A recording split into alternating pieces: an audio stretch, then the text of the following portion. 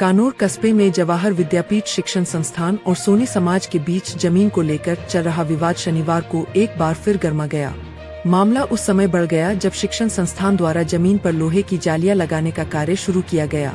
सूचना मिलते ही बड़ी संख्या में सोनी समाज के लोग मौके पर पहुंच गए और काम रुकवा दिया, जिससे माहौल तनावपूर्ण हो गया।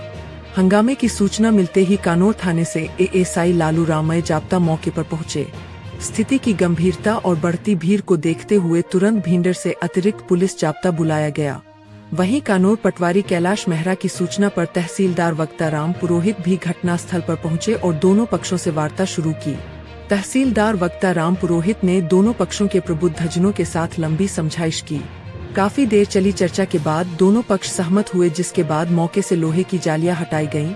वही विवाद के स्थायी समाधान के लिए दोनों समाजों के प्रतिनिधियों की एक संयुक्त टीम बनाई गई है। तहसीलदार ने राजस्व विभाग की एक विशेष टीम गठित की है, जो रिकॉर्ड के आधार पर जमीन का सीमांकन करेगी और जमीन वास्तव में किस पक्ष की है यह जानने के बाद ही पता चल पाएगा। हालांकि फिलहाल मौके पर शांति है, लेकिन एहतियात के तौर पर पुलिस बल तैनात किया गया है।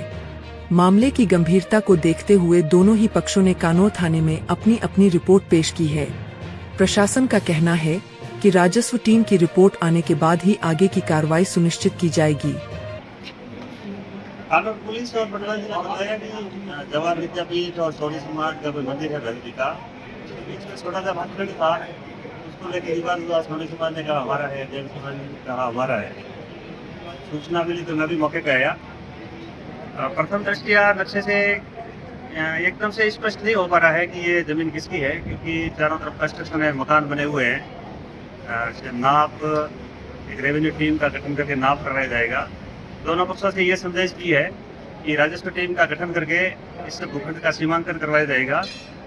मालिकाना हक जिसका भी आएगा उसको सुपुर्द किया जाएगा, और यदि तो भूमि बिला नाम सरकारी होगी तो सरकार के कब्जे में ले ली जाएगी।